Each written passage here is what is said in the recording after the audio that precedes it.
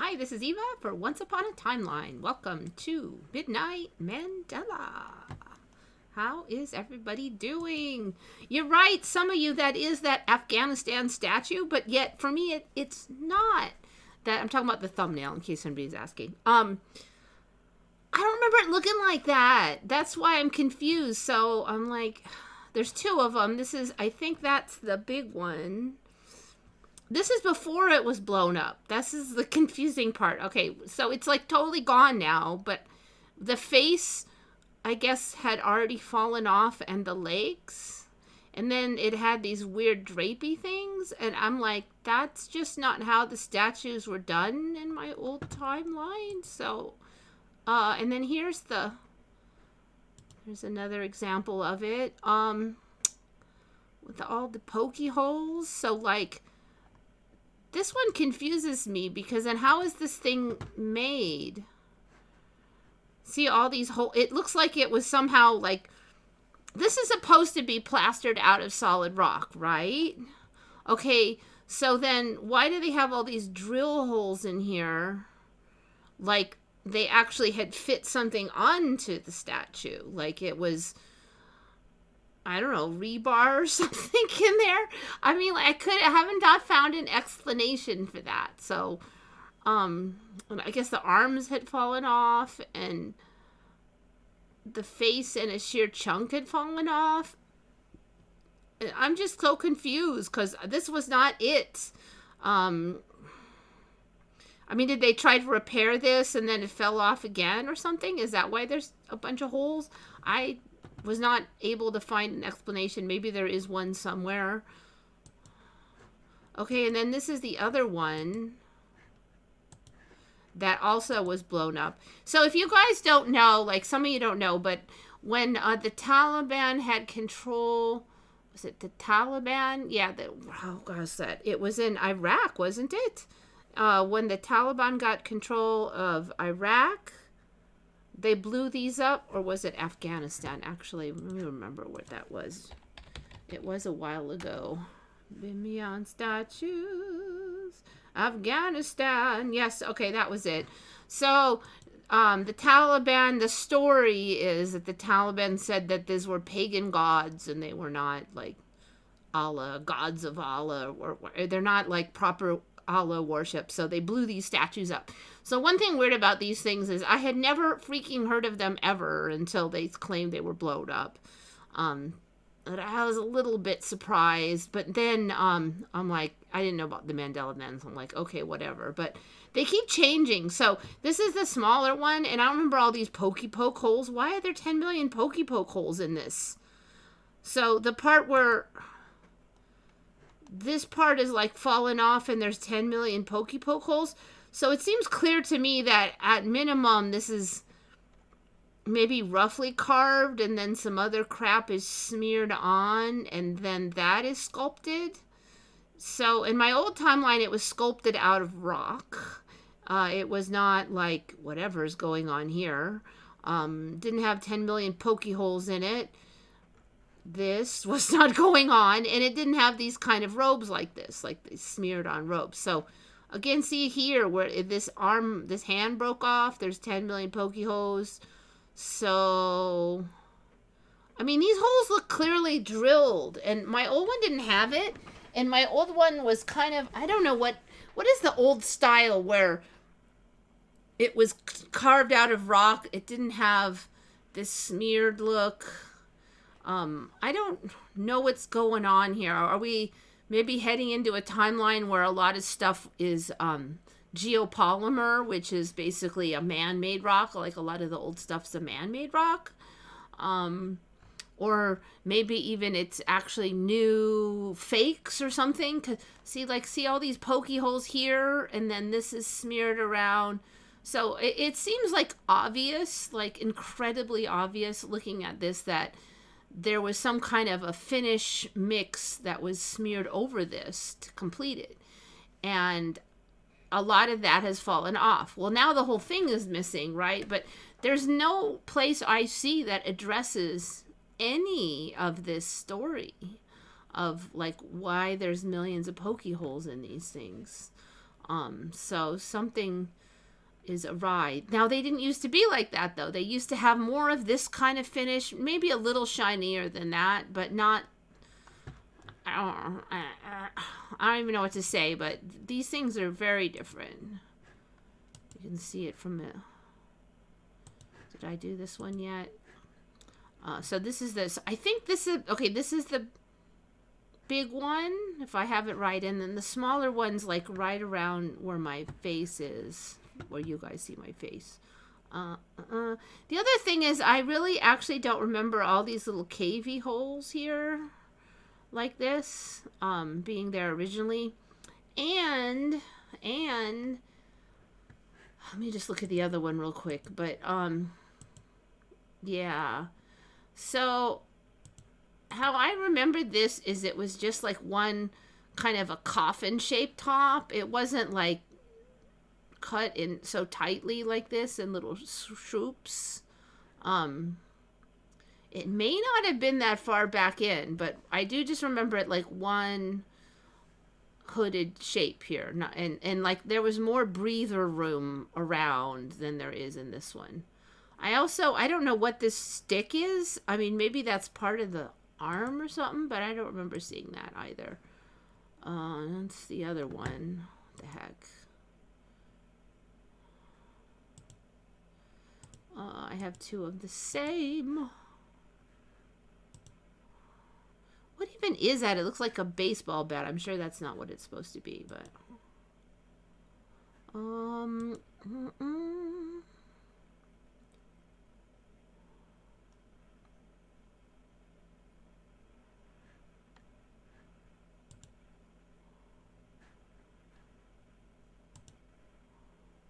I guess that's the look it's supposed to have. Actually, I'm looking at this. That doesn't even look like a dude, does it? I feel like I would put it. That actually looks like a chick. So I don't. Okay, it's a replica, granted, so maybe it's not actually how it looked. Let me look at that again. I don't know, with the whole face missing, it's kind of hard to tell. Actually, I just thought of that actually right now. So the drape here, yeah. I mean, it's kind of a pudgy Buddha, that's for sure. Like, it's wider than short. I don't know. There's just something weird about the hip set and stuff, too. I mean, maybe they're just bad at sculptures, but I still haven't figured out what this stick thing is over here. Anyway, these aren't my one. I don't know what this is. I don't know, maybe he really was just toting a stick. The more I look at it, the more I still don't know what that is. Yoinks. Nope, that's not going to do it. So yeah, they were obliterated, but I saw a million pictures of them before. In fact, ironically, I had never seen them before in my life until they were obliterated, and then I got to see a million pictures of them right before they were obliterated. So they're not there. They're not there. I'm sorry to confuse you. They're not there. My point is the past look of them has changed. Yeah, I'm sorry. These are not replicas. These are the old version. Like the original version. So the past has changed. Yes.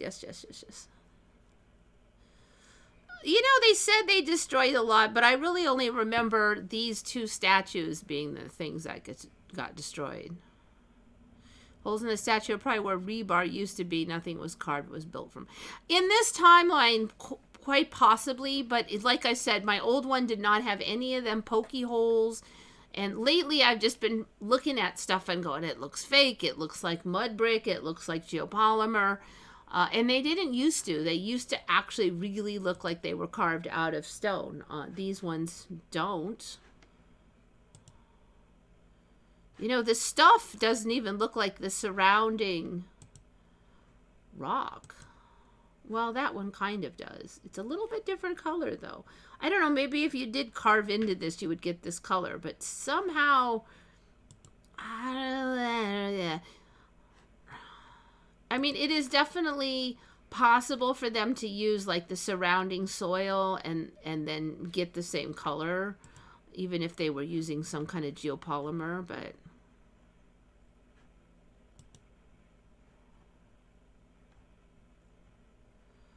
okay, let me just find this one again. I'm trying to find that one with the lacy bottom, like this, like a faraway view of it. It looks like that one has also has this sort of a tight carved finish. Why can't I find any? Why can't I find any faraway view of that one with the lacy bottom? It looks like then that it was a tight carving around the edge, but like. I was actually looking earlier trying to find more images of this one, and you can see an angle from the bottom, but that was like it.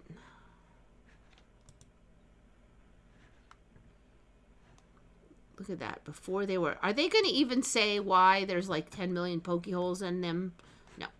Yeah, I can't even find out because I didn't pay. Wait.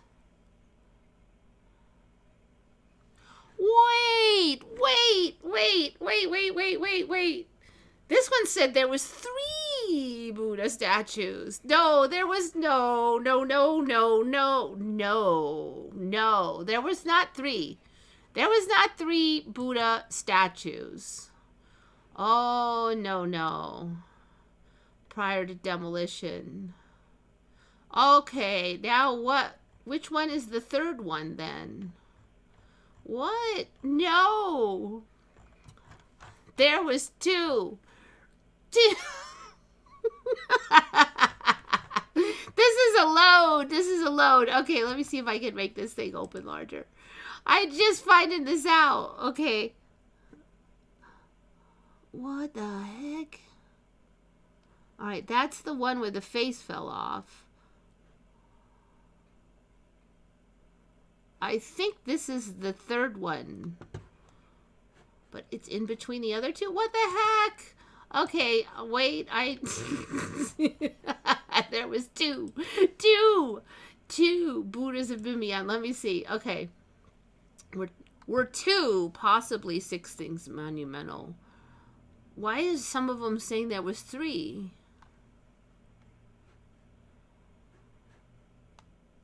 The statues represented a later evolution of the classic blended style of Greco-Buddhist art at Gandhara. The larger statue is referred to as male. The smaller statue is identified as a female. No. Okay, I was right on that, though. It did look female. It wasn't, though. It wasn't female. Because they didn't used to do, like, female monks back then in my timeline. The great Buddhas were built around 600 CE during the time of the Hephthalites, who ruled as principalities in the areas of the Tokharistan. Okay.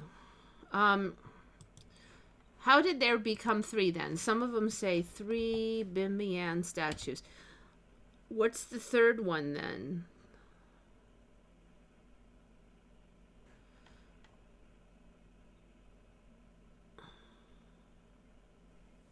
Eastern Buddha, Sun God, donors.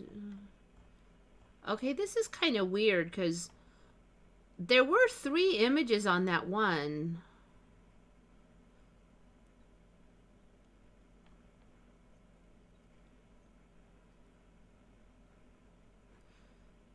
Oh, wait. Okay, so it's not settled? Could there be a 3rd Bamiyan statue? Okay, so this is not...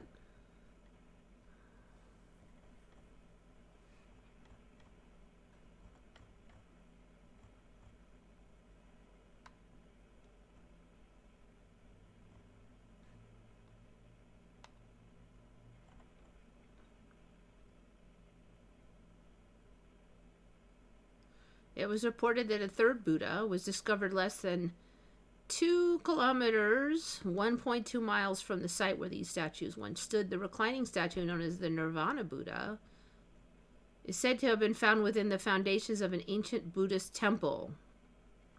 Within the foundations. Okay, so it's a reclining Buddha. Could the third Bamiyan Buddha still exist?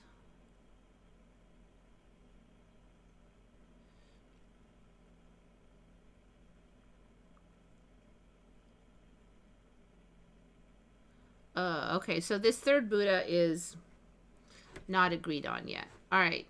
I would not be surprised if that thing showed up. Okay, the thing here, though, is that the places are located. I don't see a reclining Buddha anywhere in here. Okay, that looks like the big first one. Of course, we get no close-ups of any of the others. The exact location is marked. Something is weird here. Armin Gruen.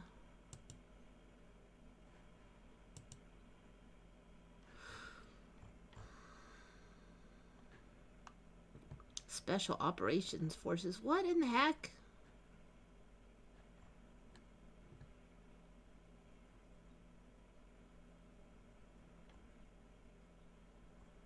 All right, something's weird. I don't know. This doesn't even... I mean, this is definitely not a conspiracy site. It's just... Who the heck is Armin Gruen, anyway? Chair of Information Architecture, Professor. All right. Maybe it's just sneaking into the timeline, but I think I'm going to have to cry uncle on this one.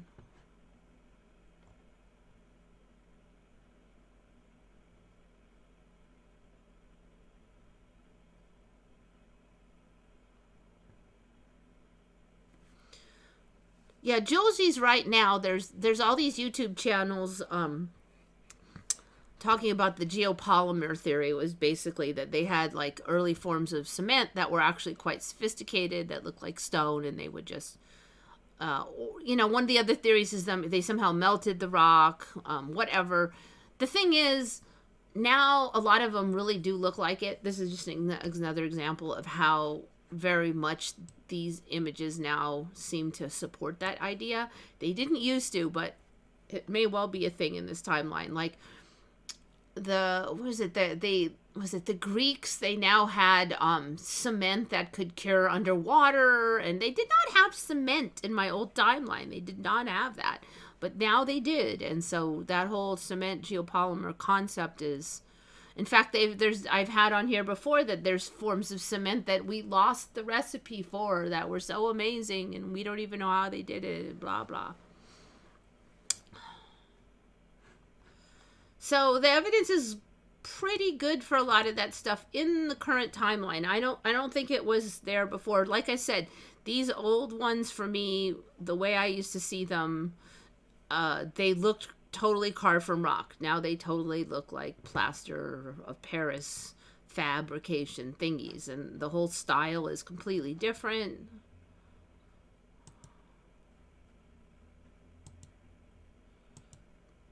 Okay, so this one, pretty sure this was Jackie who found this one.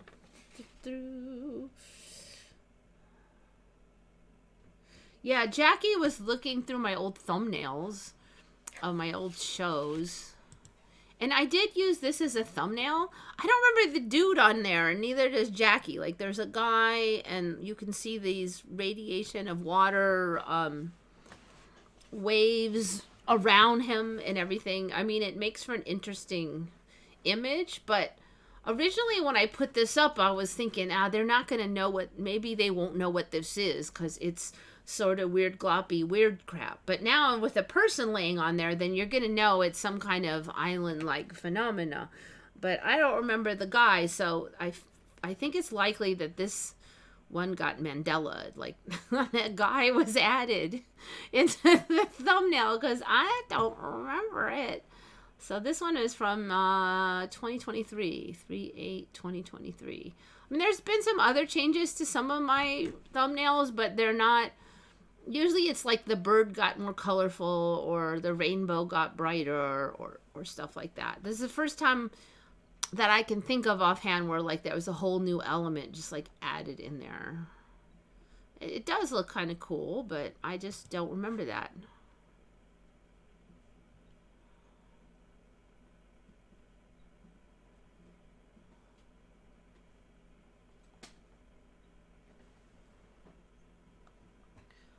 Might be cats. There is some cats in here. The gray female is here.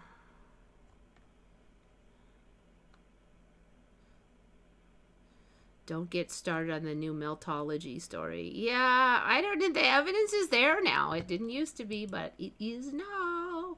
But you know, we might swim right through this timeline and there'll be a new, even weirder theory. So that's the thing that gets me also. Okay, I'm not sure if I covered this before.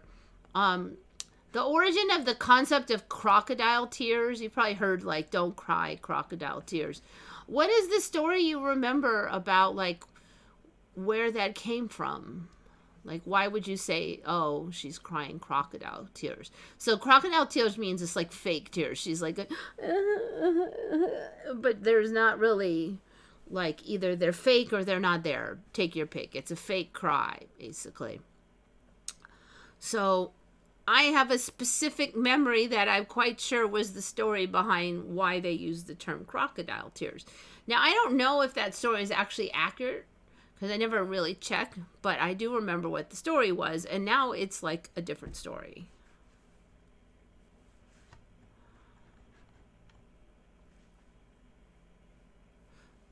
Oh, yeah, crocodile tears. Actors, newscasters, politicians. Well, actors are supposed to be able to do it, but I do agree that the quality of acting is definitely next level, and some of these, like, interviewees and stuff, because you'll catch them going, and they look really sad.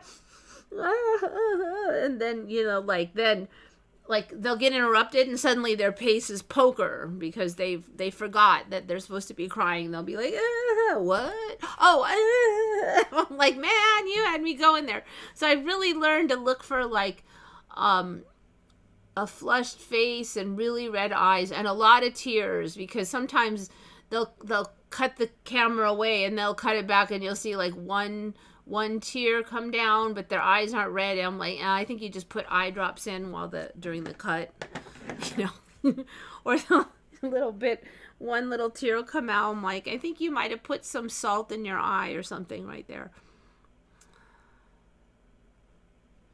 Yeah, Jackie doesn't remember that person. I don't remember that person.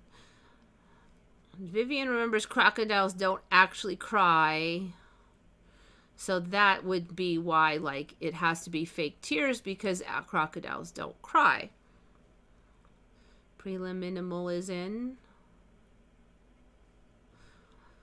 Okay, so that's what I remember. I remember the same as Vivian. I remember them saying, now I never really looked to see if it was true, but they used to say, well, crocodiles can't cry. And so that was why crocodile tears had to be fake tears, because they can't cry. But now the story is that, which I have never heard, crocodile tears now, because crocodiles can cry right now. So I'm kind of suspicious that that's the crux of the change, is that they didn't used to be able to, but now they can. So the story behind it has to change. But the story now is that there's an old saying that crocodiles cry when they eat their prey, or sometimes the version is if they eat humans, they will cry while they eat. And I don't really get, like, I guess you could say, well, they can't be that sorry because they're still eating you or whatever, but I've literally never heard this superficial sympathy story before.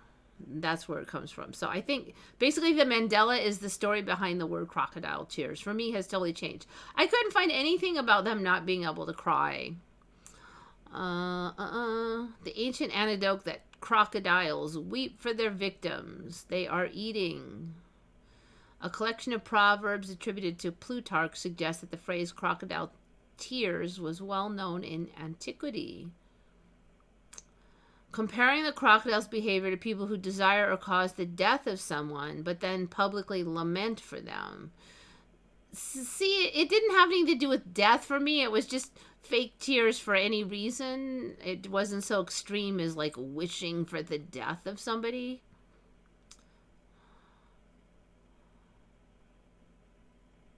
There's all kinds of creepy history to it.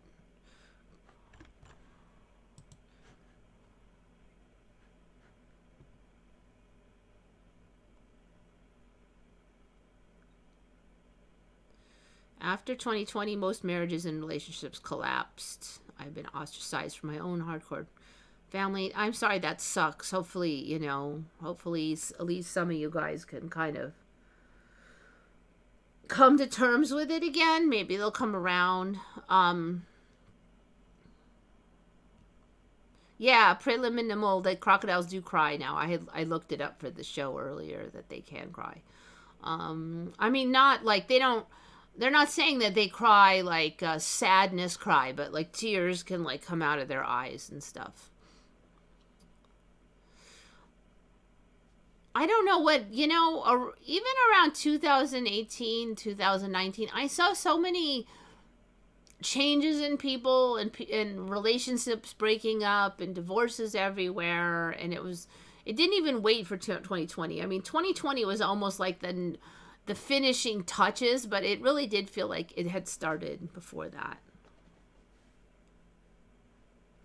Yeah. So, like, say they get some crap in their eyes, then tears can come out. I mean, I don't even know if many animals cry like humans cry just because they're sad, but tears can come out. So I think that the old story was that they just didn't have that, like, tear duct response or something. But if you want to go that way, then just about any animal could cry. So what's special about crocodiles? I regret I never really looked that up. The story has totally changed. That I have never heard of this thing that crocodiles cry any story that they cry when they eat somebody. That's bizarre. Okay, so this one is from Taro Eto, who is one of our Japanese listeners. And I guess she likes Star Trek too, but 7 of 9's eyepiece just keeps changing, and it's changed again. I don't know if any of you can see it, but like originally for me it was like 2 pieces, and it never impacted her eyebrow, and then it impacted part of her eyebrow, and it joined together, and now there's like it's got her whole eyebrow. And this piece here actually a little bit impinges on the vision, like this it's coming down over her eye. And when she's looking up, she's probably sees the end of the dang thing. And now lately it's gotten all like kind of squared off in the bottom. And it just keeps changing. And it used to look like an actual machined metal piece. And now it really looks like it was just like molded out of pewter or clay and then painted. So it used to look a little more machiny, and now it just looks kind of, I don't know, but you can see how squared. I actually had a heck of a time looking for an image where she really turned her head. You could really see it. And then I got one and I had it saved, and then when I went back over through here, it was gone. Like I don't know if it just disappeared, but I know that I did not delete it. I was actually really careful not to delete anything in here, which was all of my saved ones. And I was like, yes, I have the perfect image. I'm totally going to save it. It was gone. It just wasn't there anymore. So I was like, and I couldn't find it again. I actually spent like quite a bit of time looking for it. No. Okay. The other thing that I do want to mention though, is that apparently there's a later, she was in I guess it was her, the more recent show called Picard, where she's older, and then the eyepiece is a little different. Maybe they couldn't find the original one and stick it on her, but that one. So I'm only looking at the original her when she played a young character. Okay, so you can see how pointy it is there. There's a weird circle thing here I don't really remember, which is right here. It just changes all the time. It's weird, but.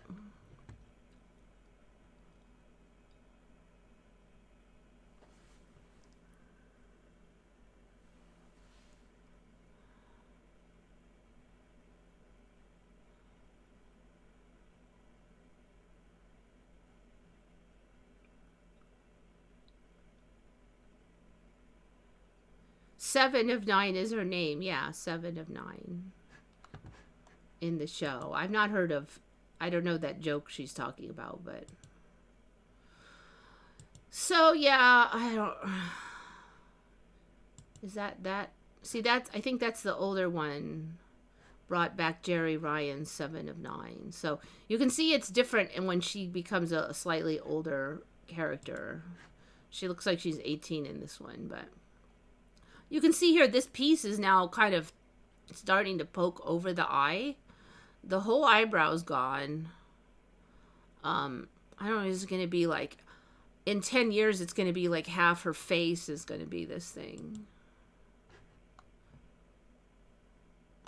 And this, like, blackish part, it's, I don't know, there's like this big black area of it that I don't remember.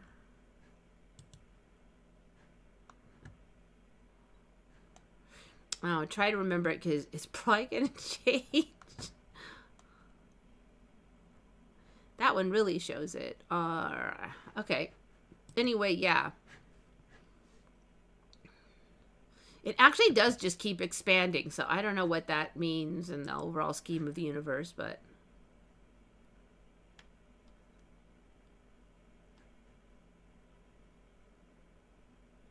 Really? Her name was 6 of 9 for reals? No, I have not heard that one. I mean, I've definitely heard weirder Mandelas, so it wouldn't be that strange, but...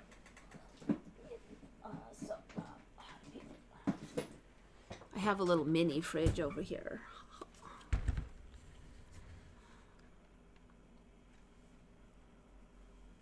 Okay, so 7 of 9. All right, this one is another one that Jackie brought up. I believe we've had these plover birds on here before because they have that weird face thing. But there's something I don't remember and Jackie doesn't remember on them. I'm like, wait a minute. See what these things are? These yellow... So these yellow things are actually their wing claws. I don't remember them being bright yellow is the thing.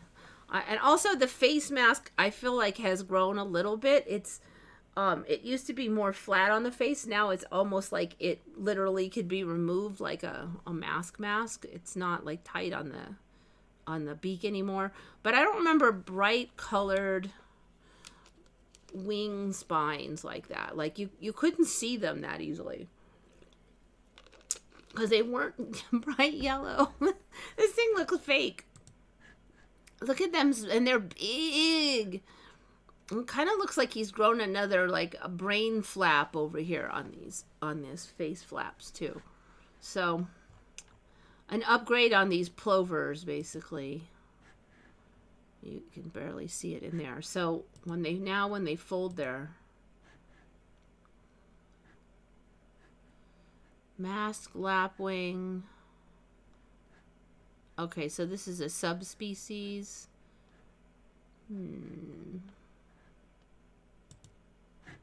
That looks like it's the smaller species. You can still totally see these spines, though. There was another bird that we had been looking at that had like one wing claw per wing, and now it has 2 wing claws. So I just looked at that like last week, and I thought about covering it. I'm like, nah. But this one is just hilarious. So I almost... Is that the one I put in? No, I think yeah, I did. I almost made that the thumbnail, but then I used that other one. Yeah, where's Shari? Hopefully she's getting some good sleep in. Plover? Is it Plover? It's not Plover? Okay. Plover. Yeah, they not only have wing claws, they have bright yellow ones.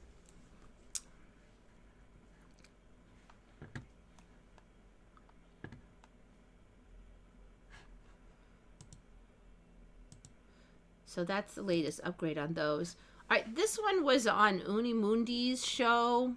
And I believe, who was it that Mark Tyus saw it on Unimundi's show? I am not 100% on this, but it does look a little weird to me. The $100 bill, okay, I wasn't rich all my life, so I didn't get like a million of these, but having all this like shoulder visible, and it's kind of weird because how does his shoulders go? They're like, they don't go out like this, like a man. They're like, I don't know, like, even as a woman, I have more shoulder than that. Okay. But I also just don't remember seeing like this weird clothing here on it. And like, so he doesn't remember having the shoulder visible on the $100 bill. This part does look wrong. I will agree with that. And this is not going to be one where I'm like 150 million% sure that it changed, but something is weird, I think. Quite likely.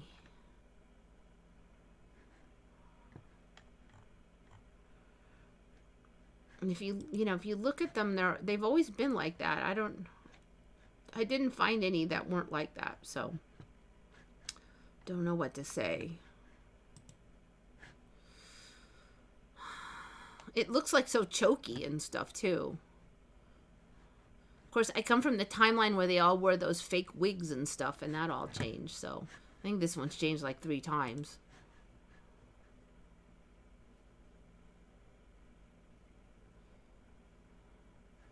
Yeah, I thought it was Plovers. I don't know. Plover. Okay, fine. I'm going to... Plover. How to say... we don't have them here, so. Plover? It looks like that might be. The time when I could read these. Plover.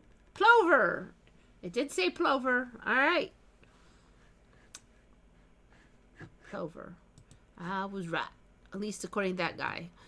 I think I seen it on some National Geographics, the word, so. Plovers. Plovers.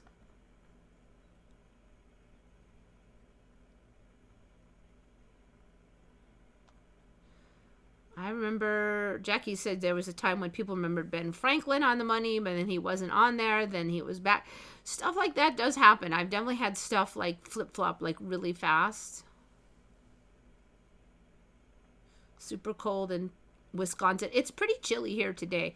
In fact, the last couple days, the strays have been like, I usually throw them out when I'm leaving, but then a couple of them decide they're just going to hide under the shelves and be really, really quiet. And so I didn't even know they were in here. So I left. And the next day I came back and I'm like doing something in here. And then I hear this weird crunching noise. And I'm like, what in the hell is that? There's something in here chomping. And it was the two cats came out of the woodwork and were chomping on stuff. I was like, what the hell? They didn't even look upset. They'd been in there, like, they'd been stuck in here for, I don't know, at least 12 hours. Yeah. So I'm kind of weak on who was on the money. So I'm not disputing it. I know it was a big old Mandela. I'm better at just seeing if a picture changed. Like, I know what picture used to be more like that.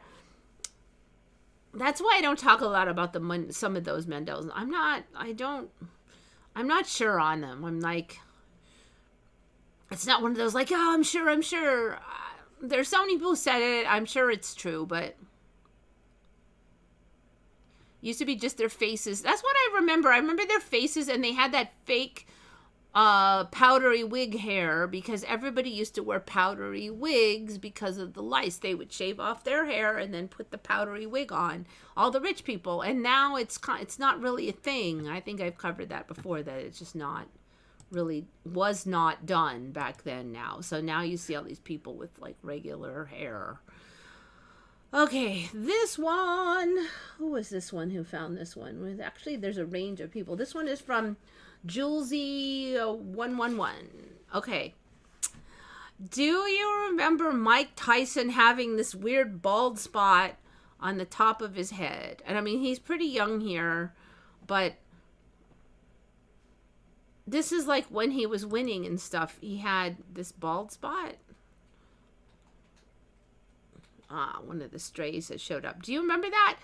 I swear I've never seen, and it's right there in the front. Okay, and it's not from going bald. Apparently, in this timeline, which seems to be pretty common that people have this problem, is that stress will just make stress would make a chunk of his hair fall out. So he'd had this bald spot, and then he started like the story is so weird that he started like putting a part line there to try to kind of hide it. You can see that it failed pretty bad there.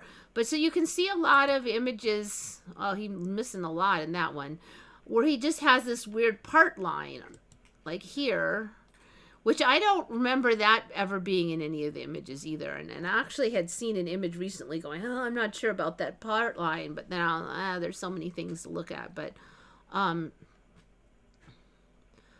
have you ever seen that before? It's like so obvious. If you saw that, you'd be like, what's wrong with your hair, dude?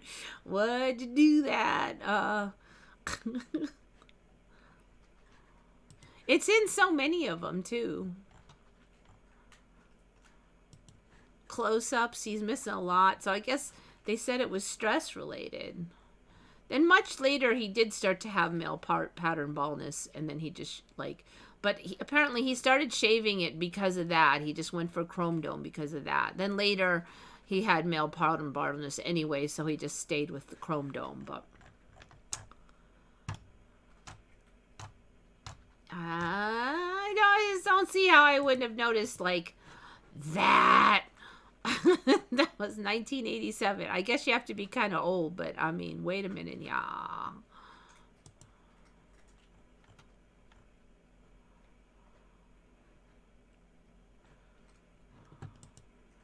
mean, you could even see it out from here. Anybody remember that at all?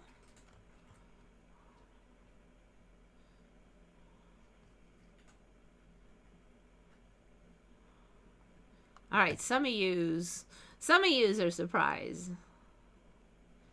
You remember the city of Los Angeles was on the beach. I mean, it was next to the ocean. I do remember that.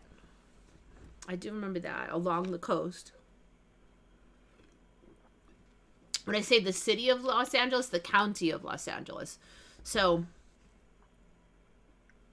it's sort of like San Diego County. San Diego is huge and sprawling, and it takes an hour at least to drive across it. So LA is like that too, the county. So a lot of times people say in LA, they really mean in LA County. And that's like, I don't know how many cities, and some of them have changed with the Mandela, but there's like 15, 20, I don't even know how many cities that are in Los Angeles.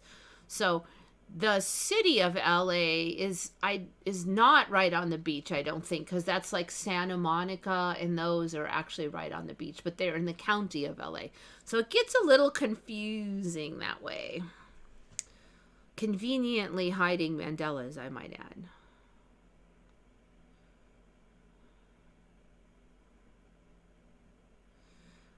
You'll be lucky to find a single photo of Sugar Ray Leonard with his tassel. I don't remember anything about Sugar Ray Leonard having a tassel. To be fair, I'm not a Sugar Ray Leonard expert. Okay, Sugar Ray Leonard tassel.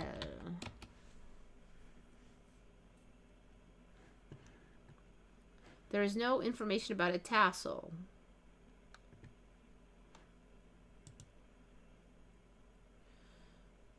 Nope. But I mean,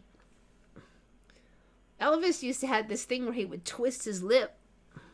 Maybe you can't even do that now. Maybe the morphology of the face doesn't allow it. But that used to be a signature thing where he would sing and his lip would be sort of all weird at the side, and it's just, I don't think there's any images of him doing that now, and that was like half of his images he would do that.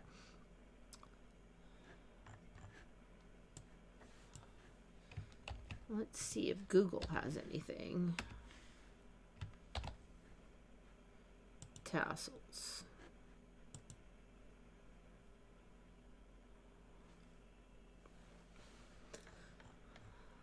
Yep. I can't comment on this one because I just didn't know. But yeah, I don't see anything.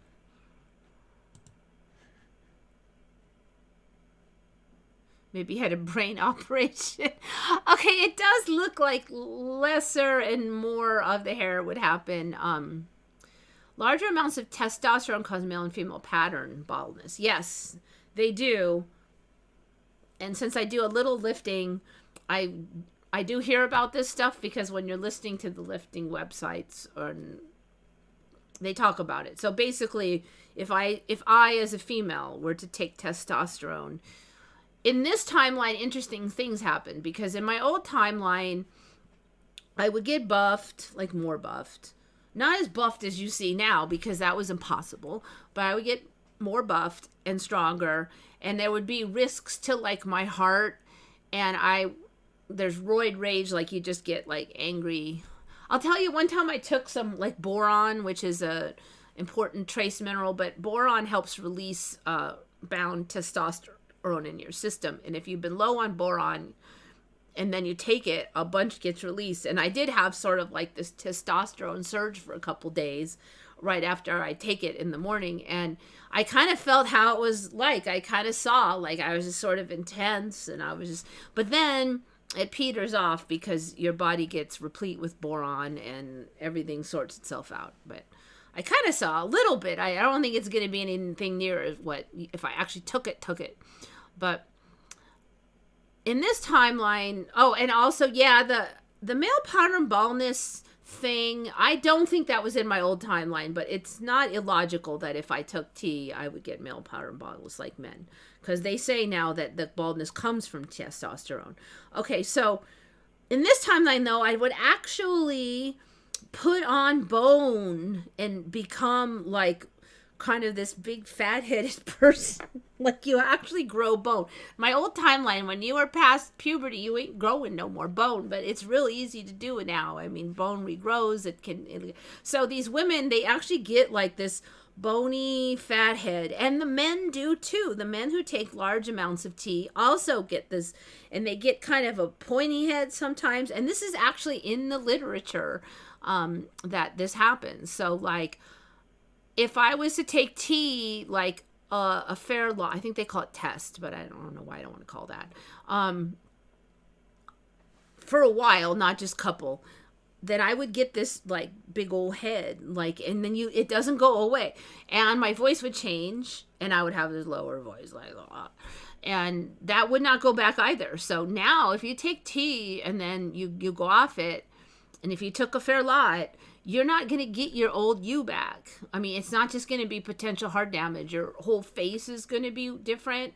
And you're going to have this, as a woman, you'll have this low voice. It's actually really creepy in this timeline.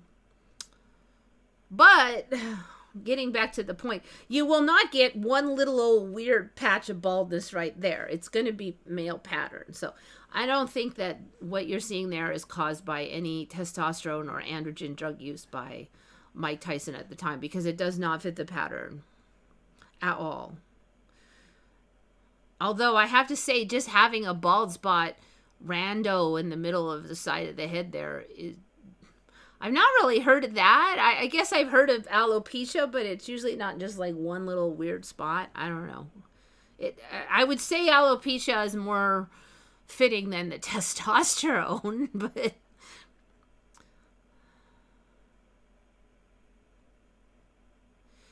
in my last timeline, Los Angeles was completely in what is now the San Gabriel Valley. Really? So do you remember what was on the coast then? Because I can't imagine there's no city on the coast.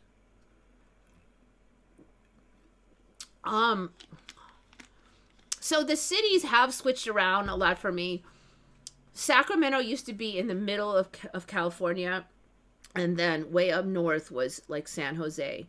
And Sacramento was in the middle, and then LA and San Diego on the bottom. So that has switched around drastically. We have a lot more new stuff I don't know about up in the north. Sacramento has squeezed up to be like really close to San Jose. You can see it. I've covered this before, that they still call like Sacramento. Actually, Sacramento used to be, I think, I don't know what they call Sacramento, but they always called San Francisco Northern California because it was way in the north. But now it's like basically central, but they still call it Northern California. So that shows that something's fishy, because there's actually no reason to call it Northern California. It's not north anymore. In my old timeline, it was, so it made total sense. So there's all these weird, like, hand waving. Oh, well, everybody always just called it that for some reason. I still have acne, so I've got more testosterone than usual. So I had a lot of problems with that through my life, and I got rid of it by not eating hardly any dairy, which clearly triggered it really bad. And red light therapy, like I had a really good zapper machine, but I've heard even face masks work every day, and actually did a lot. I mean, like my skin is like 95% better. So you might want to try red light therapy. They have the masks. You can get them from Amazon. Cutting out the dairy, it seems like the end of the world but then once you don't eat dairy for a couple weeks, you're just like, wasn't that big deal.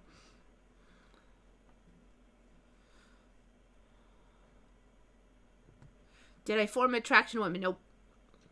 I never have. I just always been pretty much boring cisgen my whole life. And that's been pretty stable. Well, 100% stable.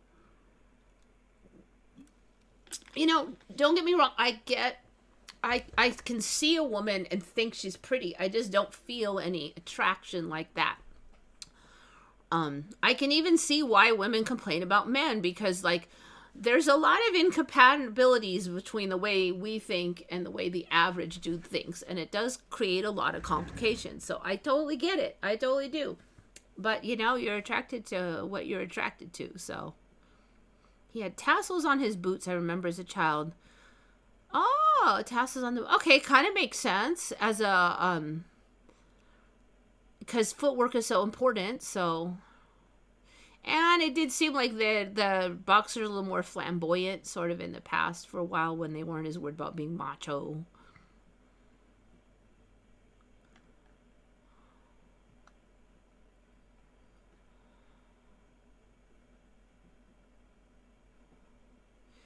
So there's a school of thought that acne is also just heavily from, like, toxins in the system. So I don't know. Maybe I don't seem like I don't tolerate the proteins from dairy. So it's really just the protein. So I can do butter without a problem, because there's a very little of the protein in butter. Some people say ghee, but I do not like the taste of ghee, so not going to happen.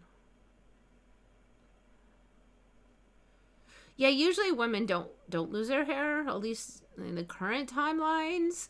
Hopefully it stays that way. Just don't take the tea and you should be all right. I don't think you want to get a troglodyte skull either.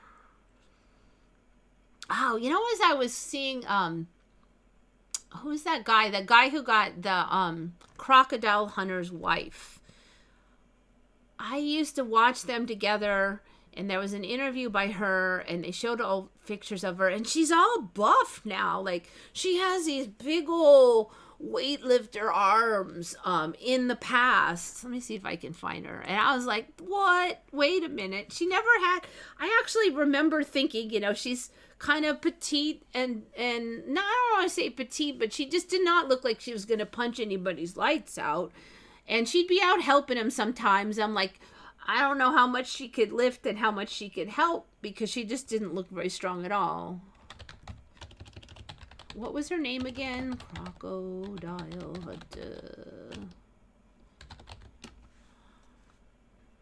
Terry Irwin. Okay, Terry Irwin.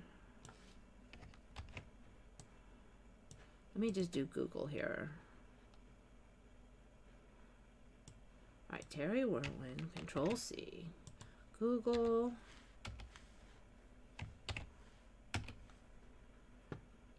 Now I need to find something that showed her arm. All right, here. This is the image I think I saw. She looks like she's gonna kick your butt in this one. I don't remember ever seeing like all those giant muscles. I totally, I'm like, wait, what? Wait, what? So then I'm looking, and I know I saw ones with her arms. She had these like thin arms. She just looked like a weak girl. I mean, I'm not saying that it's bad, but that she just didn't look like she was gonna be that helpful when it came to it. But now there's these images of her, like she definitely lifted some weights in this timeline, or maybe just because women can get a lot stronger now, and because of her lifestyle, it just happened. But I have never seen any images of her looking like she's like packing. So it's kind of tricky now because almost all of them she's got her arms covered, which I also kind of don't remember, but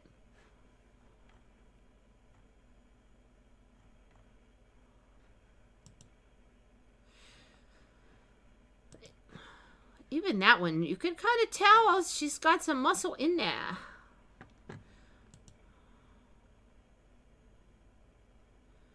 I didn't even know she got tatted either. Man, that face does not look like it belongs on that head. I think it's been copy-pasted on there or something.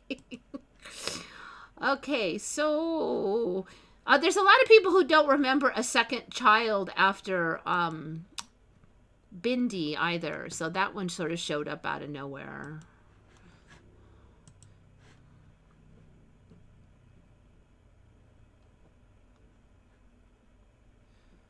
Yeah, you can grow tons of new bone now. So from the testosterone, yeah. If you just have like excessive use or strain on bone, it'll just grow like a big chunk of bone to hold it. So for instance, somebody I know, I think did too much high heels or something. So like there was strain on the top of the foot. So then just a chunk of bone grew over the top there to just kind of hold the foot together. Those things didn't used to happen in my old timeline.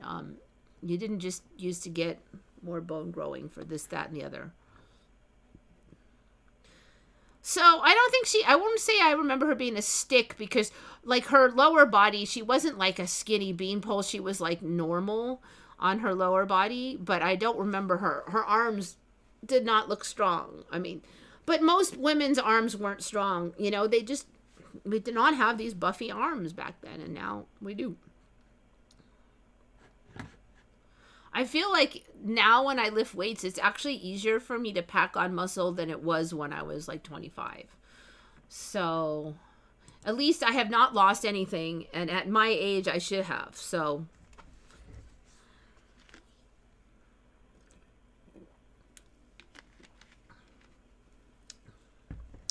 do you remember the footage where Steve got attacked by the stingray now? Really? I do remember that. I do remember it. I totally remember it. Really? That didn't happen? Footage where Steve Irwin hit words died. Okay, when he died. That doesn't exist, huh? Brutally stabbed. Wait, the last terrified moments. Few people. All right.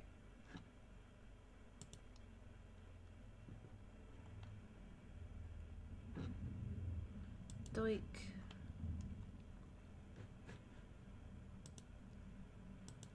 All right. Did it actually happen?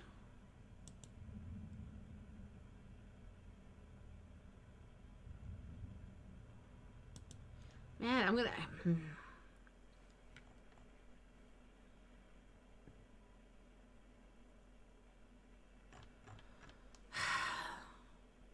So, I remember him swimming, and then there was the thing. And then it just kind of went... Bleep. And this is not the footage I remember, so...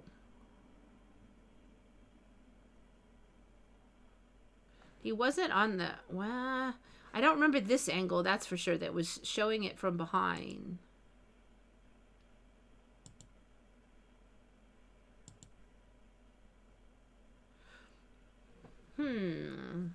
So no footage, but they just have stills, I guess. This is for sure not the angle I saw it. Actually, couldn't really see the tail that well.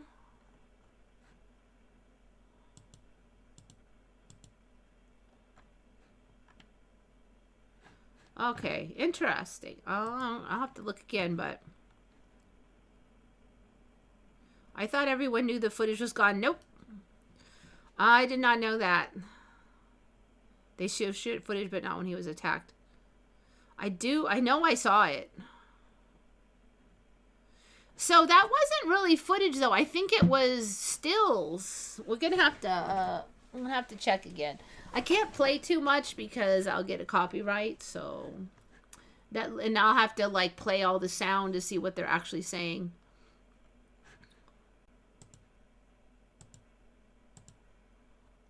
All right, this one was. I find this one very fascinating for a number of reasons. Let's see who came out with this one. Yes, Mark Tyus. Mark. So, have you ever heard that for humans, when the sperm fertilizes the egg, there's a flash of light? I think the zinc spark, they're calling it, because they're saying it has to do with the release of zinc. And, like, what? No, wait. Literally a spark of life. There is literally now a spark of life. The incredible physical reaction when the sperm meets an egg. The flashes are actually made of zinc. I don't want to call it made of zinc, but they're caused by zinc, and their brightness could indicate the strength of fertilization. What does that even mean, the strength of fertilization? Either the sperm made it in or it didn't. I mean, like, did it pound in there harder, and then you get a bigger flash? What does that even mean? Okay. I don't know. This actually flips me out because, I mean, this should be in all these arguments for the Republicans should have been using this, and they're not, because I don't think anybody even knows about it. But it's supposedly been known all this time, but they finally caught it. But this is in 2016 when they finally caught it. So these are eggs, and they are getting fertilized here, and then these flashes are from the fertilization. So they saw it in mice, but this is the first time in humans. Baloney! This is total horse hockey. There was no actual spark of life. It was just a saying. But now it is true. I mean, like, how many times did we cover this in school? Come on, people.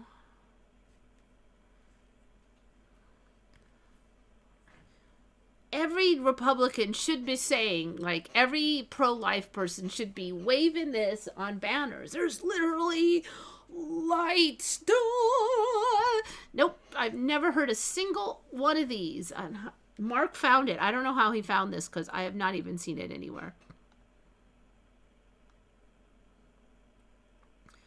Yeah, so the footage of his death, I think there was some yammer about it was too graphic to be on TV or something, but I did see it later on the internet. I did see it a couple times. I remember he was here and the stingray was there, and the stingray looked so very relaxed, and it was very peaceful, and then the stingray just moved that tail around, like it was weird because it didn't even look that upset, and the camera was here, so you kind of saw these two here, and then he was like, he kind of reacted, and the stingray just kept, like, it didn't even look that much of a kerfluffle for the stingray, but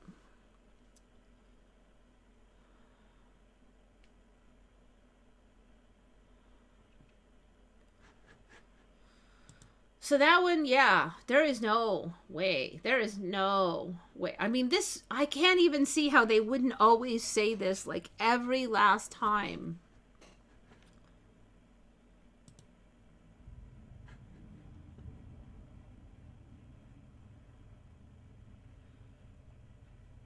So that was 2000. Zinc sparks. Zinc sparks fly within moments. That's 2015. How long have they even known that?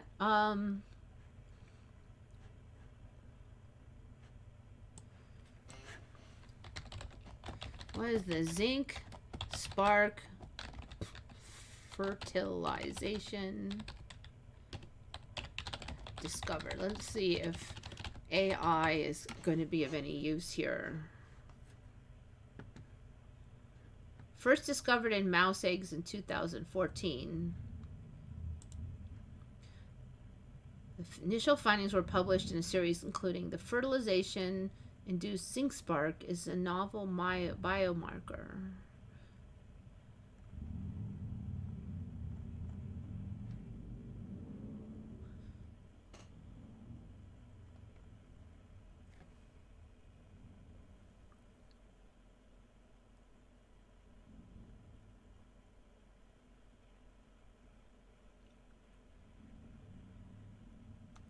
I'm really, you know, the other ones were saying in 2015 they saw it for the first time. They didn't say they discovered it. So I'm a little bit suspicious about what the AI is saying.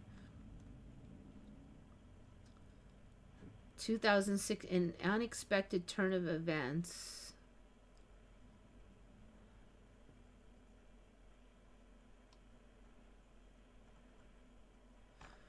Let's see what the wiki has to say. The zinc spark.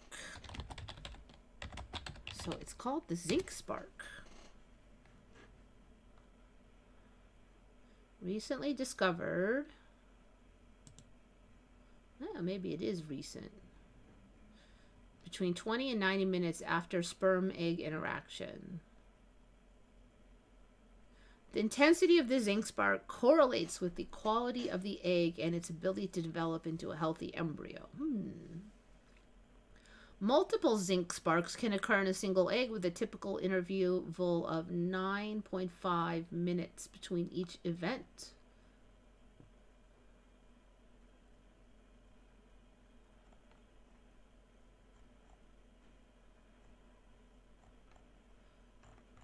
I wonder if there's a... You'd think there would be a wiki for this. But I'm not seeing it. Okay, so maybe 2015-ish. It's just the thing is when I look into those, it really seems like they were saying that it was seen, like they've actually caught it in 2015, but not that they just learned about it.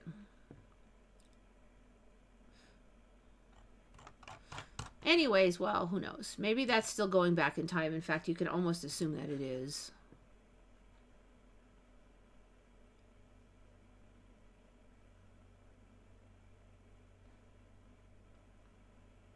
No conspiracy of Steve Irwin faking his death. I mean, they had just released a huge Hollywood movie.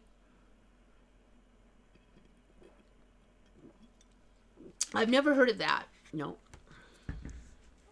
I did think it was very strange how he died, of all things. Like, you would think he would just get his head bitten off by an alligator or something. I don't know. It just, right, because normally they wouldn't kill you, but it poked him right in the heart. Right in the heart, seriously. Like, you can get poked almost anywhere on your body, and you would be, like, it would hurt, but you're not going to die unless, like, the poison was injected directly into the heart. I mean, even if it hit him in the head, he wouldn't have died because it wouldn't have been able to penetrate the brain, but... So, it just felt like destiny, you know, to me at the time. It was weird. Alright, so... Ryugamine Mikado. Hopefully I got that kind of right. You heard about the zinc spark like 2 years ago. That's interesting. It's probably, you know, I don't think it just showed up, but I don't think it's been here that long. Oh, no, he's not. Shari's in the house. Hey, Shari. Welcome. So we were just talking about how we remembered footage of him dying, and now there's no footage for Crocodile Hunter. Apparently, there is no footage. I wasn't able to really dig into it really hard because of copyright strikes, and I would have to, like, play a bunch of video and listen. But I did find a couple of photos. That might be it. I'm not sure because I really have to look through it. I'll tell you one thing, the photos I'm seeing are very different than the footage I remember, so it probably did change a lot.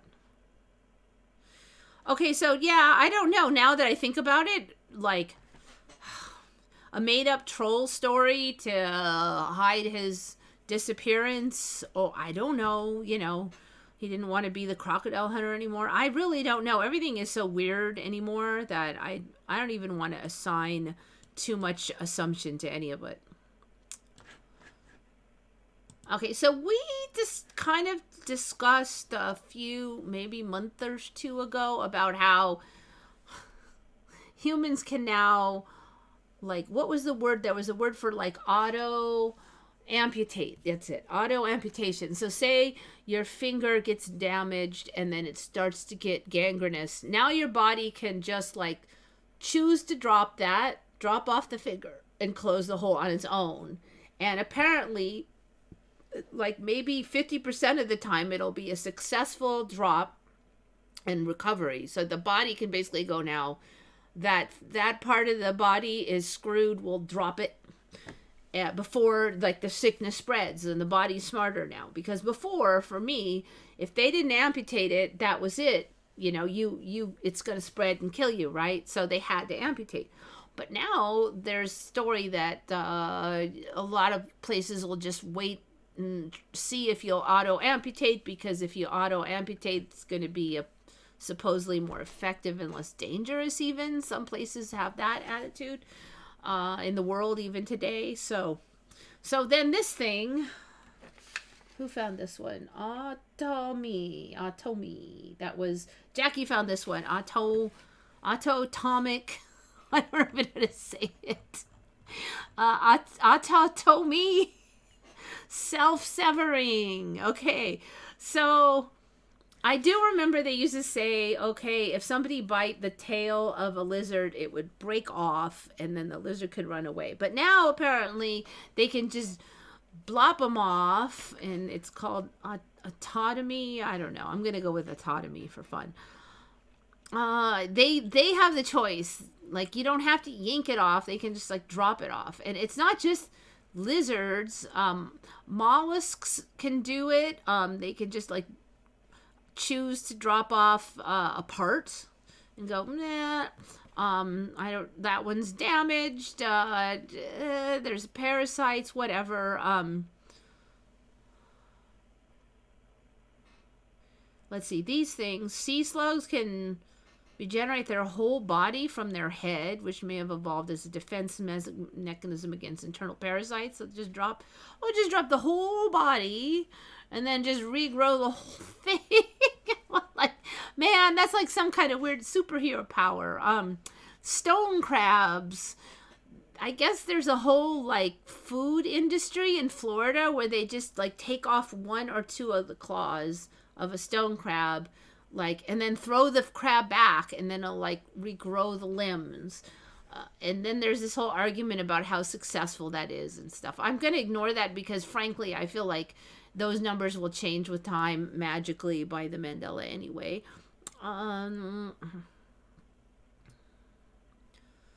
Sometimes they'll just drop them, so that can actually be a problem in the crab industry because they get stressed or some damage, and they'll be like, I'm gonna drop that claw, and since there's food in the claw, it's not good if your crab suddenly is missing a giant claw. So it's a whole thing now, basically. Spiders, oh, my foot hurts, I got stung by a bee, I'll just drop that leg, I don't need that leg, and they will regrow it. That's the thing. All of these creatures will regrow what they dropped. Regenerating organs. Starfish shed their arms. The arm itself may regrow into a new starfish. So if you yank off an arm of a starfish, you might get two starfish. That didn't used to be a thing with the arm growing into a whole nother starfish. So this whole regeneration thing, it's like kicking in big time. And humans can already regrow ribs and the tip of the finger. I think we'll get more. It's going slow, but it is kicking in even for us humans. Who is the actor playing Biden? I don't think they have one playing him, by the way he's been spaced out lately and mumbling. They did try to get somebody to play him that one time. And but he just can't shuffle the way. First of all, he was too tall. There was this clip, it was a little bit before the election. Some guy that was way taller than Biden, and it was dark, and then he just could not shuffle the right way. The shuffling was wrong, and then he tried to play Biden like, why are you like a foot taller? Stingray babies look really weird on the underside. Yes, I don't remember them being like that, but it's been a while that they've been that way.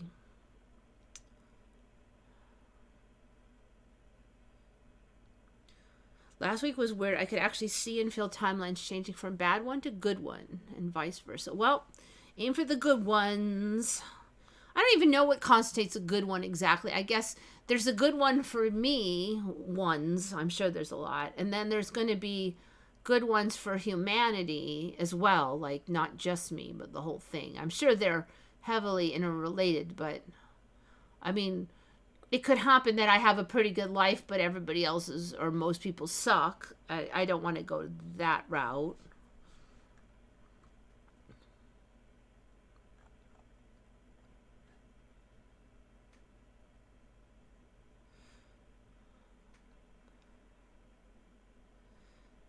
Yeah, the cheat codes for reality. I do think it's some kind of law of attraction thing.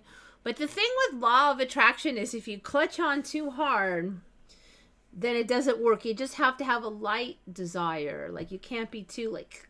And I've had this happen a lot in my life. I really wanted something, and then finally I kind of let go. I'm like, well, I probably won't get it. It's fine. You know, it'd still be nice, but I'm not going to worry about it anymore. And then I would get it. It was like when I sort of let go of the cling. But yet, how to let go of the cling, you know, it's not always that easy. Have you ever woken up taller, Mandela style? No, I have always been my current height. Every time I check, I am still that height. Now, my friend, she lost a couple inches, so that was weird.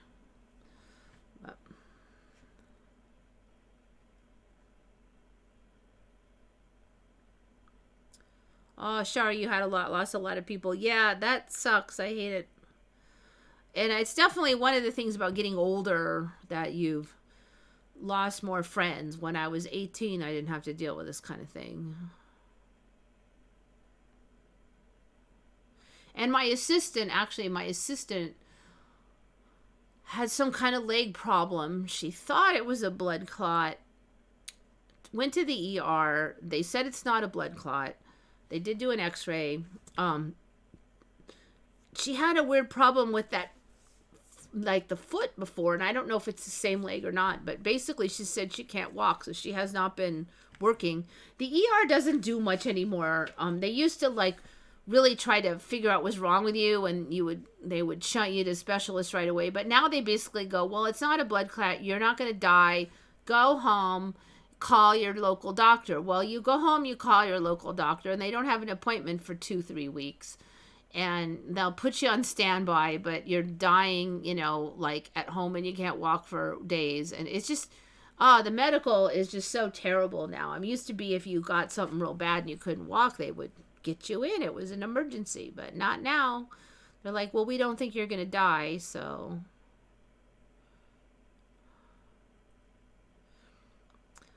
So it's tricky now because they say your height changes a whole bunch of the day. Like they say when you get up in the morning, you're taller by quite a bit, and then you like shrink because of gravity. And that was never a thing.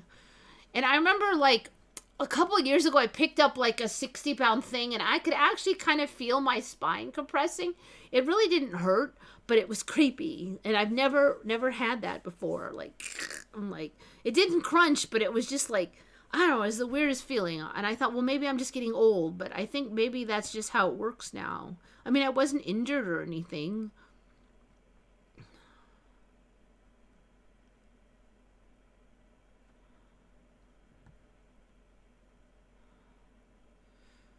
Well, yeah, right away if you were really sick, like the next day or something. Yeah, I mean, 20, 30 years ago, sure. Not now, though, but old people remember. Oh, yeah, that's a thing now. They, let's see if I can find it.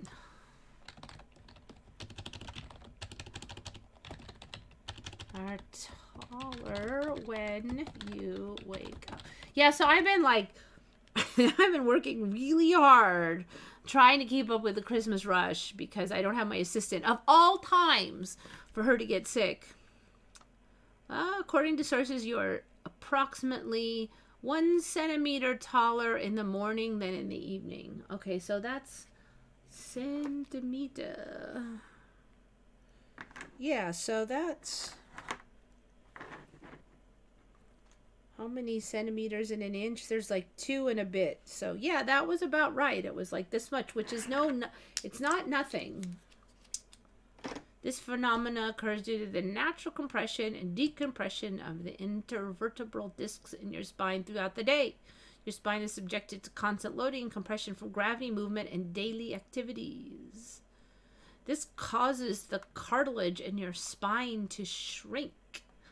It's like, what is it, a giant sponge or something? The invertebral discs absorb water and expand at night, allowing your spine to spread out or decompress. So literally, you could decompress at night, like literally now. Astronauts, due to the lack of gravitational forces, allows their spine to expand.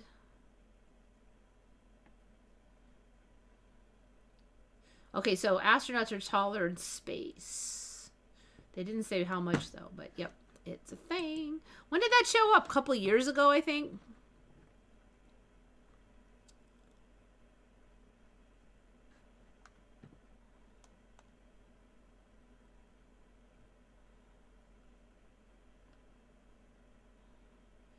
The Trojan horse, was that a real thing? I was definitely taught that it was a real thing.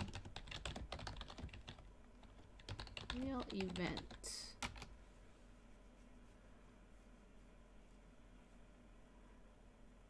It is a mythical story and not historical. Ah, interesting. The accounts of the Trojan War were passed down orally for centuries. As such, their accuracy and historical reliability are questionable. Many historians consider the Trojan War to be a legendary or semi-legendary event. Oh, weird. Okay, so the Trojan horse probably didn't happen. Dang. All right, no, that was the thing.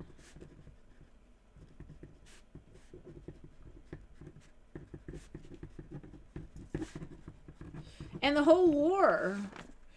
So I do remember them saying, like, well, it probably wasn't just because of one girl that there was a war. That was probably a lot more to it. But the whole Trojan War probably didn't happen.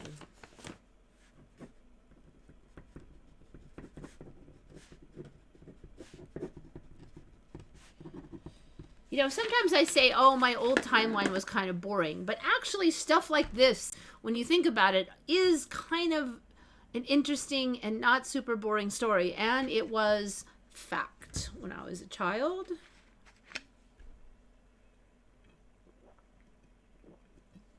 The city of Troy has been excavated. And while it is believed to have existed, well, it was excavated, so it probably existed. The archaeological evidence does not confirm the specific events. Some say the Trojan horse was inspired by siege engines. I'm not going to listen to that Mandela splaining. Okay, so yes, it is a myth. I kind of feel like maybe we covered something like this, like back in time. Russians and Americans had a Concorde-like plane. They worked together and made it. The Concorde. I thought that was just one of the American companies.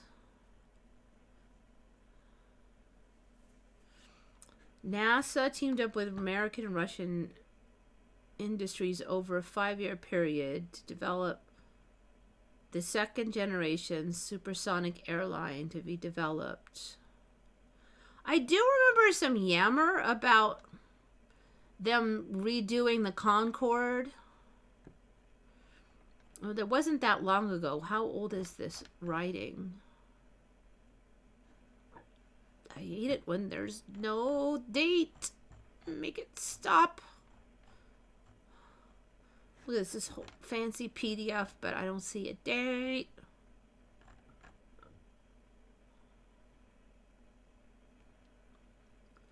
The Tu-144 was one of only 2 first-generation supersonic transports.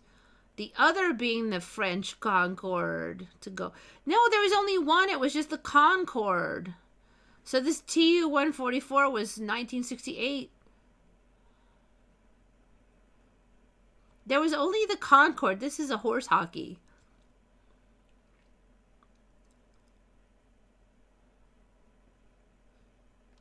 The aircraft was flown in NASA's research program.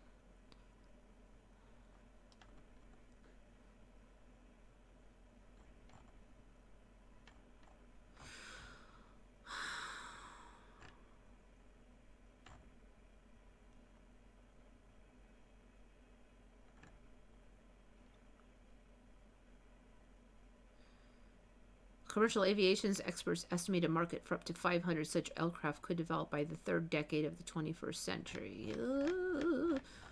I think we're going to get the Concorde back. I think we'll get all that stuff back. So there was a second Concorde.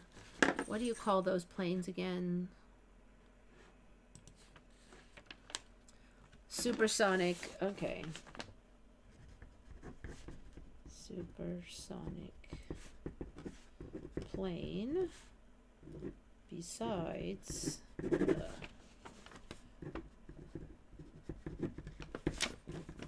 Concorde.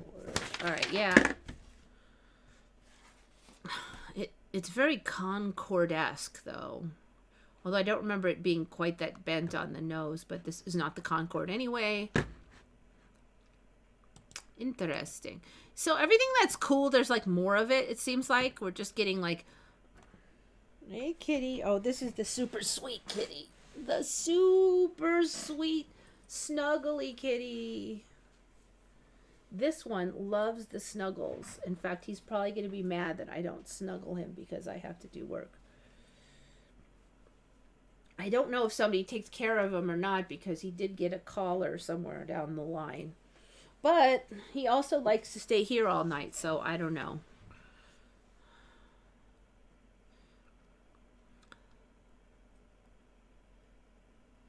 There has to be intelligence behind Emmys because they always include a twist that gives them plausible deniability. Yes, there's always weird backstories and they're sneaky. They're just, for sure, there's something, I don't know if it's us or whatever, reality. They're sneaky changes. Like, almost all of them are really sneaky. And there's always that backstory.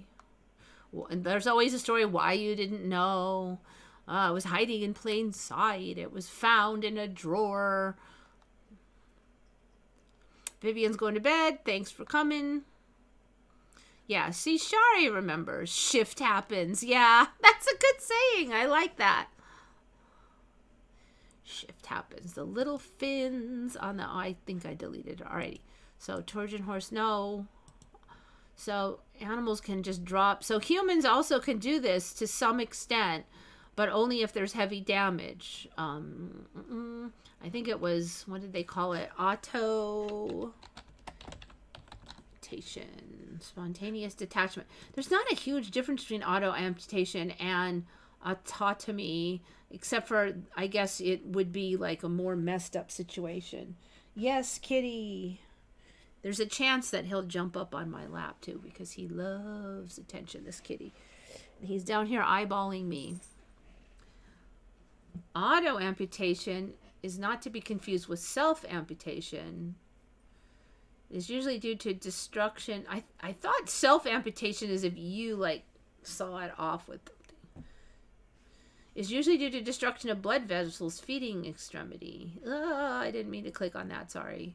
Once the vessels are destroyed, the tissue is starved of oxygen and dies. Auto-amputation is a feature of Einhum. It's known as dactylolysis spontaneous. It is a painful constriction of the base of the fifth toe. Okay, it gets cryobulimia. Dang, I shouldn't be clicking on these. Also, Berger disease is a recurring progressive inflammation of small and medium arteries in the veins, strongly associated with use of tobacco.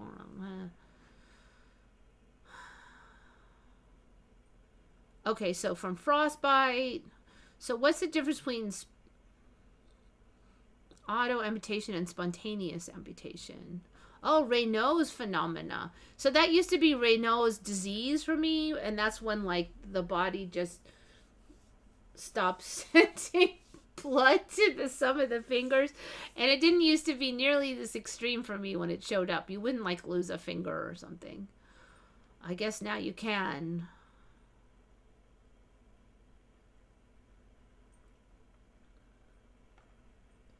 All right, there's multiple kinds. Acute, subacute, or chronic. Chronic?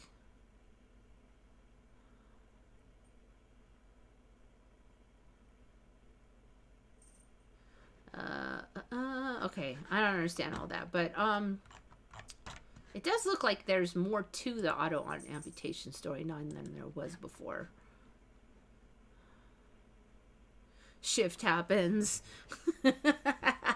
It's not a bad one.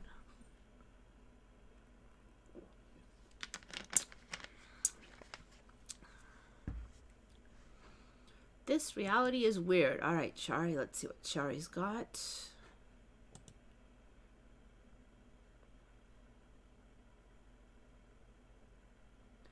Dang, it looks like carpet.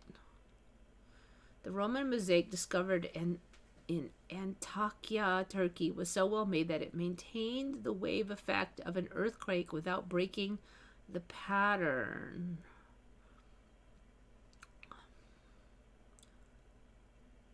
I'm kind of got it. Just looks like a carpet. I think I was just saying last week that a lot of these old tile works are like in way better condition, like way better condition than I ever remembered them ever being. I'm kind of confused what's even going on here, because there has to be like some kind of a cement or stone under this tile, right? I mean, you don't just take tile and put it on the dirt. So how did it get this waveform? I mean, like, since when does cement just, like, if we have cement and there's an earthquake and it goes like this, the cement breaks and then there'll be big cracks and then there'll be crumbly parts. The cement doesn't turn into like, and even though it may go like this, once the shaking stops, it's either flat or it's broken up. It doesn't like melt and reform into bumbly patterns. So how does this even work? Mosaic. Like, what's the explanation for the bumps? I mean, the fact that the tile managed to hold on into that shape, they are tiny tiles. That fact is the smaller bit of the story to me. Like, it's the least interesting bit of the story.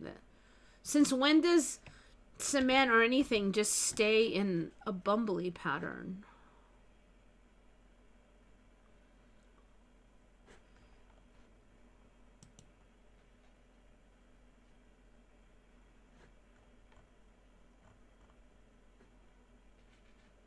The largest surviving example in the world, Antioquia. This was in 2019, so that's 5 years ago. Explain to me why it's bumpy.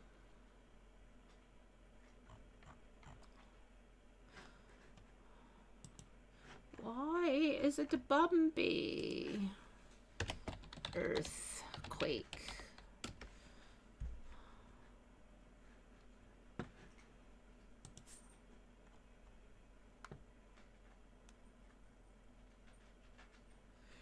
The The mosaic remained attached to its mortar base, preserving... So, mortar base. Still, I mean, you don't have a little bit of mortar and then dirt. There's got to be something under the mortar that also is warped.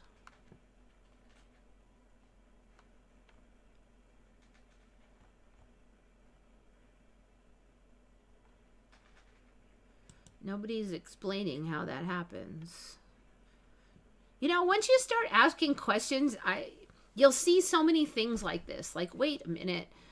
Isn't anybody asking this question? All right, let me jump to the earthquake part.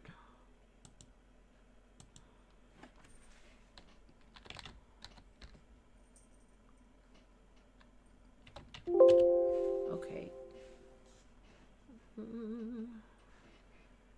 Series of major earthquakes remain connected to the floor even as the foundation itself undulated. What is the foundation made out of, and how does it... Dang, there's no more on that. All right, let's see. Okay, here's an image of the foundation. Well, that just adds more questions, doesn't it? Okay, so we have rocks. Then we have a thick layer.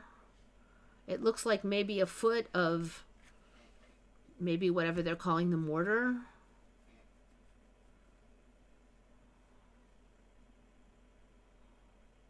Still, I just want to know what cement did they have that would liquefy and then stay liquefied. And like even here, it's like there's no cracked off bits. It's like liquid. Man, see, it's stuff like this, like the whole melted theory just becomes... There's just more and more evidence for it. Now, if this thing had like somehow heated and then liquefied a little and then like blopped around, that would kind of make sense. But yet then how can there not be damage to the tiles unless there's some kind of very weird cement stuff that they have here?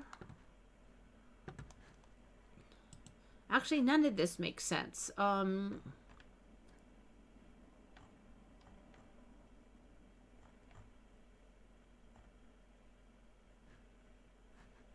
so stone, then some kind of cement, mortar-ish stuff, and then tiles.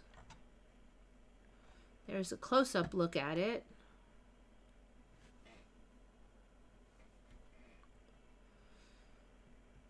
So there's two things I could think of.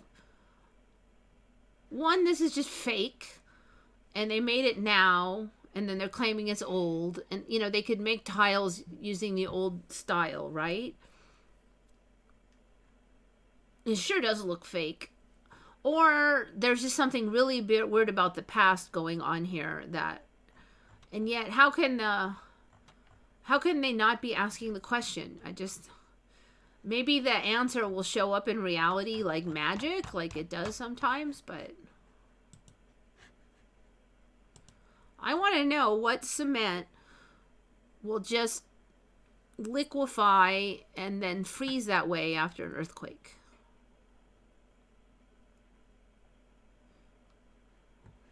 Pluto in super retrograde. The god of yay, underworld. Pluto. And I think that you were saying...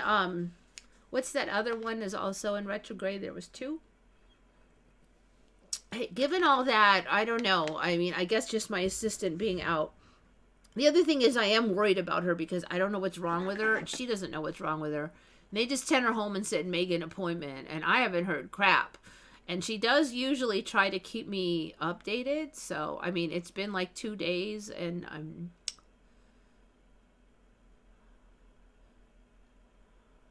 This is not the first time she had some weird thing with her, and then they're like, oh. And she did get all the arm pokities. Now, she's somehow managed to recover from all those others, but she's not young either. I would say she's in excellent condition for her age, but...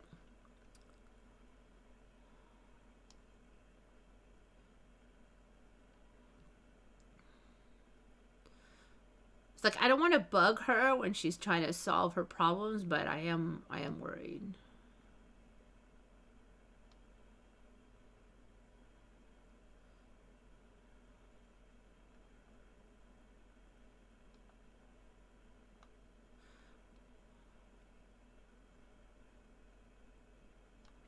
The Southern Cross was tilted and there was no massive star under the UJ. I don't even know what all that is. I don't know what that means. I do know that Venus has been, has been really, really bright. I'm pretty sure that's Venus out there.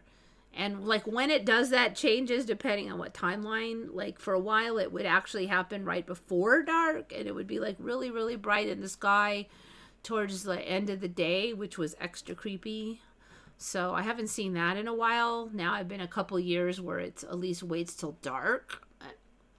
I thought it was an airplane when that was first happening. I wonder if there's probably like, it's probably wiped from the timeline, me talking about that. But I used to walk out of the shop and I would see it there, like, and I thought it was an airplane at first. And then it was there 3 days in a row. And I'm like, wait a minute. I don't think it's an airplane.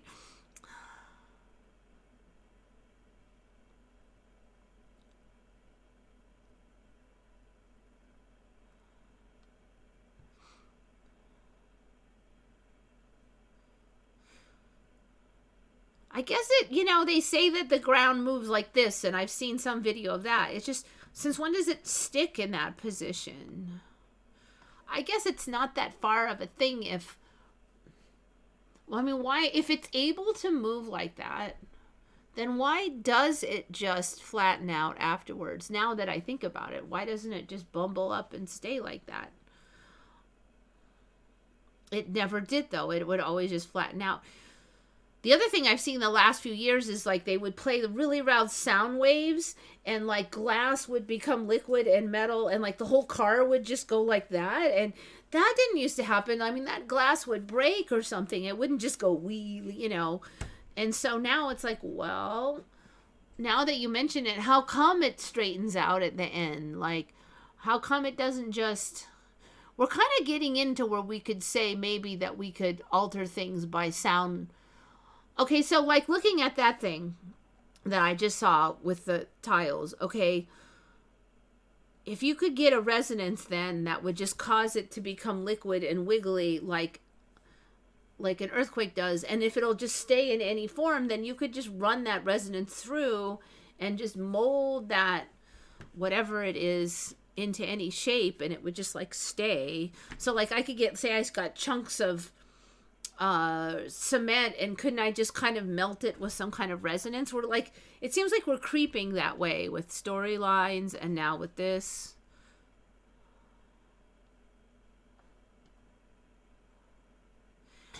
I remember the British flag was completely symmetrical. Now it's so not. Yeah. Yes, exactly. It was. That was quite some time ago though, I would say. 8-ish years ago. Yeah, so liquefaction for me was originally, let me just see what it even is now. And we studied this in school to some extent, and it was kind of I kind of remember when they started talking about it, it was like a new thing.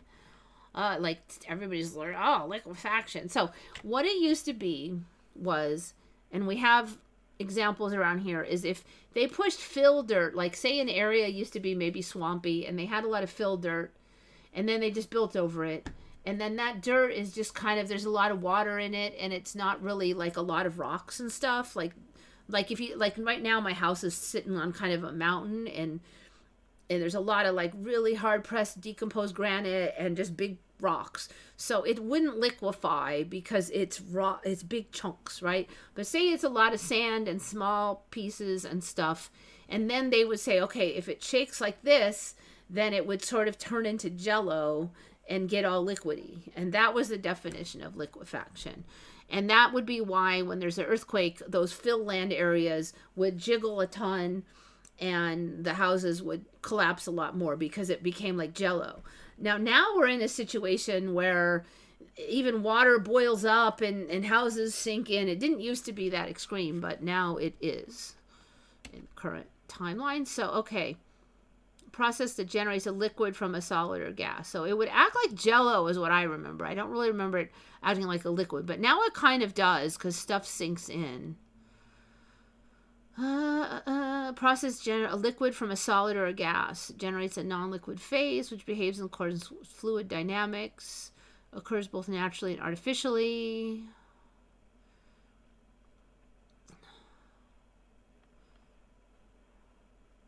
Soil liquefaction refers to process which water-saturated, unconsolidated sediments are transformed into a substance that acts like a liquid, often in an earthquake. Liquefaction of bulk materials in cargo ships may cause a dangerous shift in the load. Liquefaction of bulk materials. All right, so it's not that different. They used to call it like a Jello, though, but now I think it really is just like a liquid. So we're like there if it can liquefy. But then they said sediments, and cement, we wouldn't call it sediments, but in a way it is. It's like hardened sediments. So maybe sediments can do that. I don't know. It's like we're this close.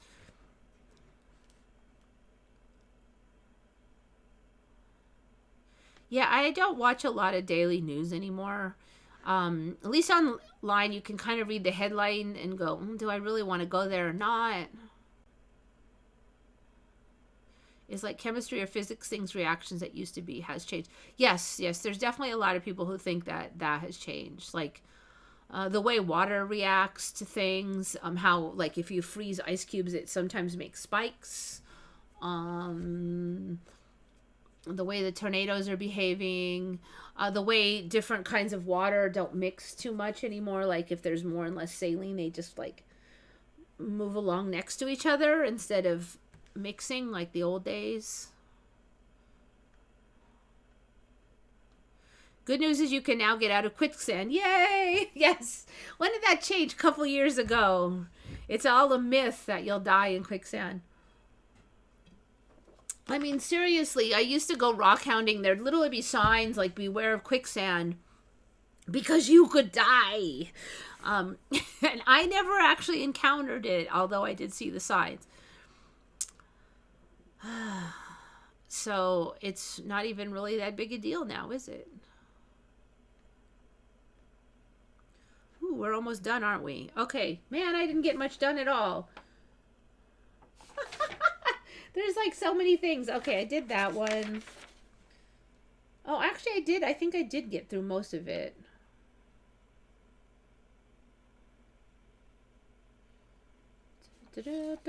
Let's see. I got that one. There's one left. I'm just going to cover it because I don't have the whole page done. And I'm not even sure if I did this one before, but I remember that the like red blood cell faction of your blood was called hemocrit. Hemocrit, hemocrit. And so you'd always, okay, what's your hemocrit? Like if you're giving blood, your hemocrit has to be at a certain level or they wouldn't let you because they want to make sure you had plenty of blood cells in your blood, like red blood cells. But now I guess it's hematocrit. It's always been hematocrit. So I actually looked up like what's a normal hemocrit to make sure. I type it in and it's hematocrit. Hematocrit. I'm like, what? It has never been hematocrit. It's hemocrit. So more fancy. Hematocrit test. I'm like, why is it so long? There is no hemocrit anymore. So I'm not sure if I kind of vaguely think I might have covered that, but that was the last one for today.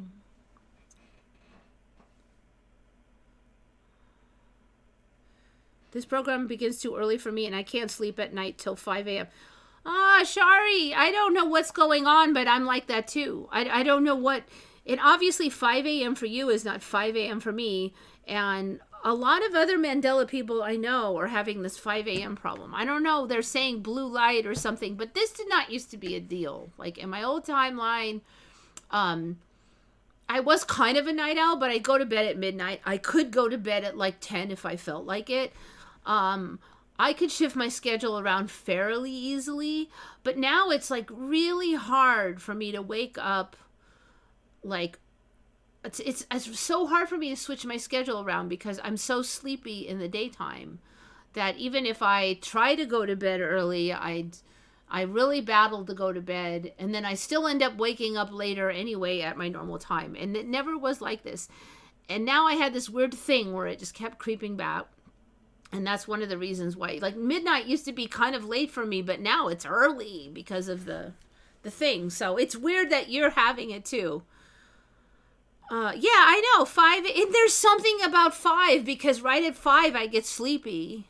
And then right at 5 p.m. I feel rejuvenated. It's like I've got this 12-hour schedule where 5 a.m. to 5 p.m. I'm not worth a darn. And I can improve my overall level, but I'm still just, I'm not full functionality in the middle of the effing day when normal humans operate. It just, I don't know what the heck, man. 5 o'clock, it's like a magic hour or something. And then 5 p.m. I'll be like, I'm rejuvenated. And it kind of still holds even despite the sun shifts, 5 and 5. It does shift around a little, but yeah, I don't know. What is the heck with that? What is the heck? It's like I have the night shift of reality or something. And I didn't used to be forced into a night shift of reality. I had choices, you know, and I think if I really, really fight, I could get it. But man, it just seems so easy to just do the night shift. Vampires of the world. It's just, that was just, I've met other people now. They're saying they're having the same problem. Like, what's that guy, Mandela affected's sidekick dude, the one with the bald head? What was this? He was posting about this. I saw like a year ago that he has the same problem trying to keep a daylight schedule. So a lot of us are getting it. I don't know what's going on. Try adding hot choco, no sugar, just pure choco powder.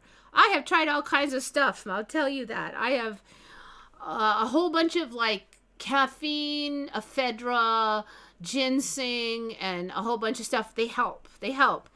But right at 5 p.m. is when the lights really go on in the attic. And right at 5 a.m., they want to go off. I can fight it. I can struggle through. But I'm kind of like going against the grain or something when I do that. It's just bizarre. I don't know. I would think it's just me and I'm weird, but I keep hearing all these people. So the guy across the street over here who works at the gas station, he was just complaining about that. He's like, I can't go to sleep until 5 a.m. I'm like, 5 a.m.? What is it about 5 a.m.? Even if there was some kind of weird light circadian rhythm thing, shouldn't that shift more with the seasons? Why is it always 5? I don't know. There's 5. See, Jackie too. What is going on? It's getting kind of weird now. I have not heard any rational explanation.